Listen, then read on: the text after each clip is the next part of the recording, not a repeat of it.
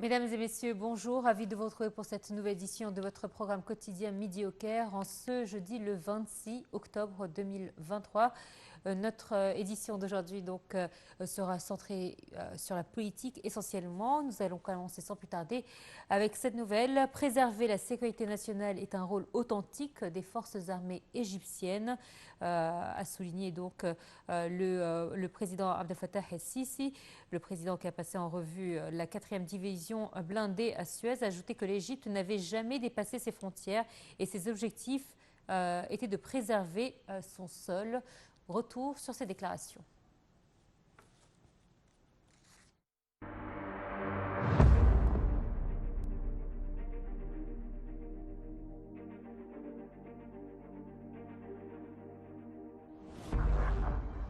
Lors d'une conférence de presse conjointe avec Emmanuel Macron, le président el-Sisi a indiqué qu'il s'est entretenu avec son homologue français de la nécessité de contenir la crise et de mener les efforts pour une accalmie dans la bande de Gaza. Je dois vous confirmer que le président Macron saisit bien que l'idée d'un déplacement des Palestiniens vers d'autres terres est d'une extrême dangerosité, ce qui menace énormément la cause palestinienne, a-t-il ajouté. Le président el-Sisi a mis en garde contre une invasion terrestre de la bande de Gaza. Cela suffit que 6000 civils, dont la moitié sont des enfants, sont tombés victimes jusqu'à présent. Il faut prendre cela en considération, a-t-il dit. El-Sisi a affirmé avoir discuté avec M. Macron de la solution à 2 États. C'est une question consensuelle, notamment avec l'absence d'un horizon politique pour le règlement de la crise palestinienne, a souligné M. le Président, en notant que cela a mené à l'aggravation du conflit au sein de la Palestine, ce qui a effacé tout espoir et a débouché sur un état de dépression et de désespoir. Le président el-Sisi a remercié M. Macron pour avoir permis l'envoi d'un navire qui servirait en tant qu'hôpital pour assurer les services médicaux et traiter les blessés dans la bande de Gaza. Le chef de l'État a ajouté avoir discuté avec son homologue français des possibilités d'une libération d'autres otages après l'accalmie de la situation. Le président Emmanuel Macron a pour sa part remercié le président el-Sisi pour l'avoir accueilli et reçu au Caire, alors que la région passe par une période très critique et une rude épreuve. Nous déployons tous les efforts possibles pour éviter une escalade, a-t-il dit. Il n'a rien qui justifie l'attaque de Hamas contre Israël, mais la France estime que la situation que nous voyons à présent mène à l'escalade. Nous remercions l'Égypte pour ses efforts depuis le 7 octobre et nous remercions le Qatar pour ses démarches pour la libération des otages, a souligné le président français. Le président Macron a poursuivi. Nous vous remercions pour l'excellente coopération pour protéger nos citoyens. Il existe 54 Français à Gaza et 170 employés dans les institutions françaises que nous désirons faire sortir et protéger. Macron a affirmé discuter avec le président el-Sisi depuis plusieurs mois le droit légitime des Palestiniens dans un État et du volet politique, soulignant que l'Égypte a joué un rôle particulier dans cette question. Le président Emmanuel Macron a mis l'accent sur l'importance de protéger les civils et l'acheminement des aides humanitaires aux habitants de Gaza sans aucun obstacle. Le président Macron a également parlé de l'importance du volet politique qui s'avère d'une grande importance et urgence pour mettre un terme à la colère.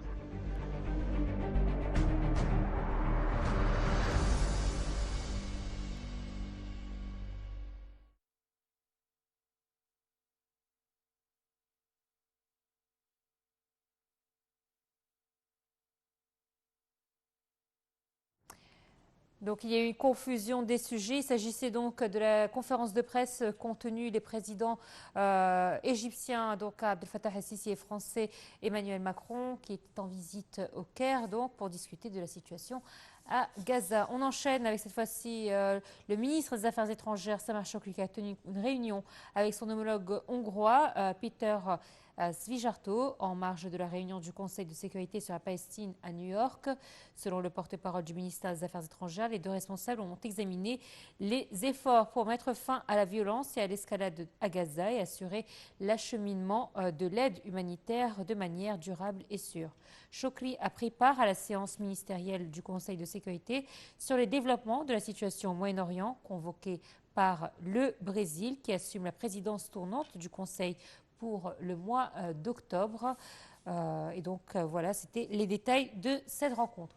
On enchaîne avec l'autorité nationale des élections qui a annoncé les modalités régularisant le vote des expatriés égyptiens aux élections présidentielles 2024.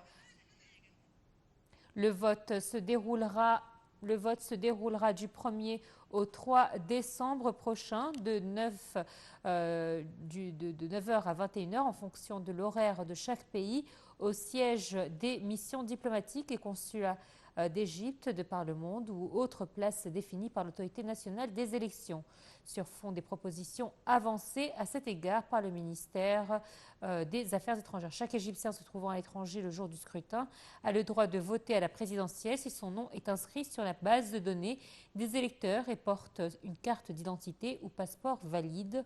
Des comités formés du corps diplomatique assurent les travaux d'observation du vote, de dépouillement et des comptes des voix.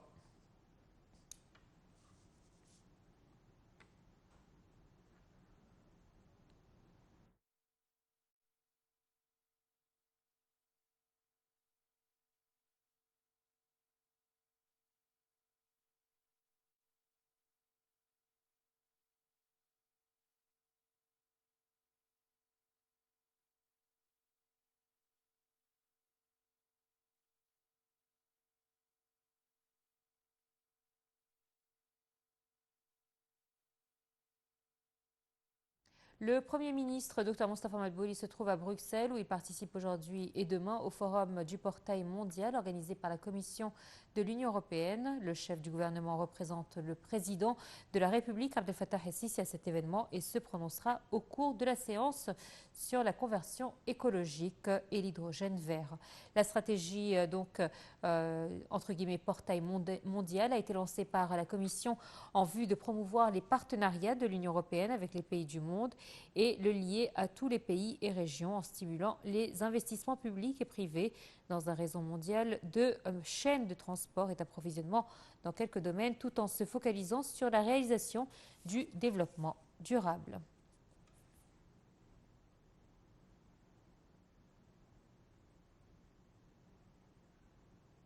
La ministre du Plan et du Développement économique, Halal Saïd, a inauguré plusieurs projets de développement et de services dans le gouvernorat de Suez. L'inauguration de ces projets s'inscrit dans le cadre de la tournée qu'effectue la ministre à Suez à l'occasion de la célébration de son jubilé d'or et du 50e anniversaire des victoires de la glorieuse guerre d'octobre.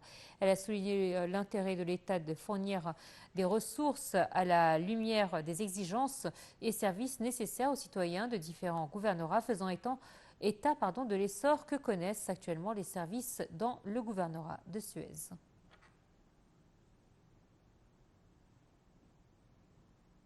Et le président de l'organisme général de l'information, Diar Rachouane, a souligné que l'Égypte s'attachait à la nécessité du cessez-le-feu et le lancement de négociations de paix entre Palestiniens et Israéliens. Rachouane s'exprimait dans une conférence de presse des représentants de médias et de la presse étrangère et égyptienne pour jeter la lumière sur la position égyptienne envers la situation dangereuse actuelle dans la bande de Gaza.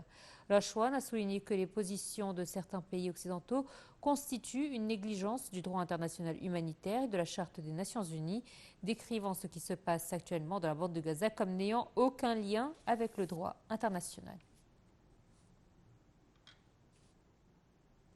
On va parler tourisme. Un grand nombre de touristes souhaitent visiter l'Égypte et sont intéressés par la destination touristique égyptienne, a affirmé Ahmed Aïs, un ministre du Tourisme et des Antiquités. Il a affirmé que l'Égypte jouit d'un grand avantage compétitif en raison de sa distinction dans le domaine touristique en se concentrant actuellement dans la promotion des tourismes culturel, balnéaire, familial et d'aventure. Le ministre a fait ces déclarations lors de sa rencontre avec des représentants des plus importants journaux, agences de presse et chaînes de télévision italiennes.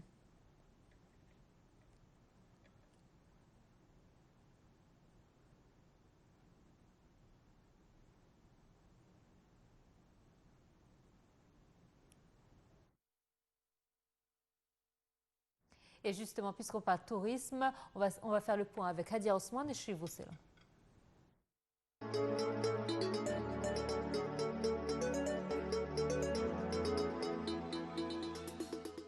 lors d'une conférence de presse organisée par le ministère du Tourisme et des Antiquités dans la zone archéologique d'Al-Ghurayfa à Toun al-Jabal, dans le gouvernorat de Minya. Le ministère représenté par le Conseil suprême des Antiquités a annoncé pour la première fois la découverte d'un cimetière de hauts responsables et prêtres du Nouvel Empire dans la région d'Al-Ghurayfa à Toun al-Jabal, dans le gouvernorat de Minya.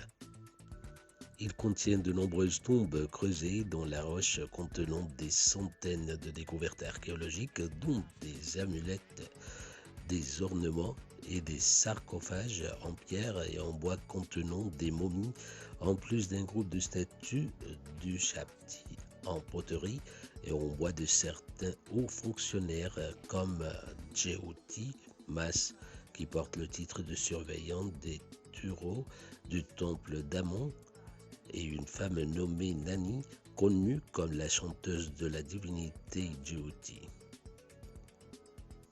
C'est la première fois qu'un cimetière du Nouvel Empire est découvert dans la 15e région de Haute-Égypte. Des cimetières de l'Ancien Empire, de la première période intermédiaire et du Moyen Empire de cette région ont été découverts auparavant à l'est du Nil, dans la zone de Sheikh Saïd et de Deir al-Barsha. Ce sont des tombeaux rupestres appartenant aux dirigeants de la région et au cadre supérieur. Un rouleau contenant le premier papyrus complet trouvé dans la région d'Al-Ghurayfa a également été découvert, dont les études préliminaires indiquaient qu'il mesurait environ 13 à 15 mètres de long. Ce papyrus parle du livre des morts et se distingue par son bon état de conservation, dont l'exposition est prévue au Grand Musée égyptien. Il convient de noter que la mission archéologique égyptienne a commencé ses travaux à Al-Ghurayfa en 2017 pour déterminer l'emplacement du cimetière de la 15e région à l'époque du Nouvel Empire. Au cours des 6 ans archéologiques précédentes, la mission a pu trouver un cimetière de l'époque à l'extrême nord de la région.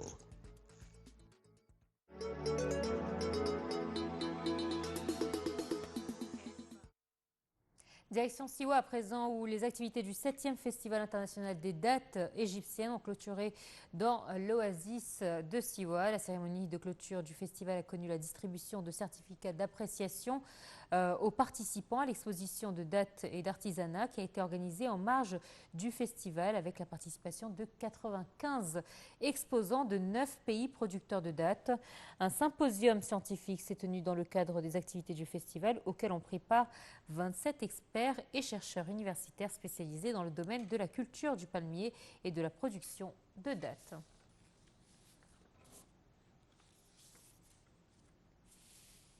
Et tout de suite, on va voir donc l'actualité en bref. L'Égypte va installer un hôpital de campagne à Sheikh Zayed, près de la frontière avec Gaza, pour soigner les Palestiniens. On apprend également que l'autorité des chemins de fer annonce l'achèvement de la réhabilitation de la ligne Ferdan Bir El Abd, s'étendant sur 100 km entre Ismaïlia et le nord Sinaï, et qui sera prolongée jusqu'au port d'El Arish. Nous apprenons également que la ministre de l'Immigration salue le rôle essentiel des envois de fonds des Égyptiens expatriés dans le soutien de l'économie nationale. Une autre nouvelle, un petit peu plus culturelle cette fois-ci, l'exposition Ramsès et l'or des pharaons ouvrira ses portes à Sydney en Australie après son grand succès en France le 18 novembre pour sa 4e étape.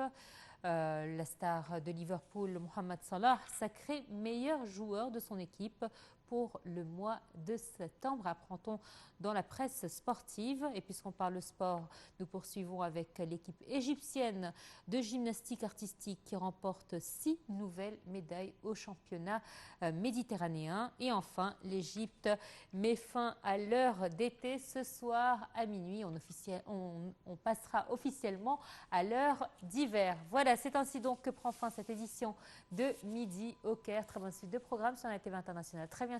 Au revoir.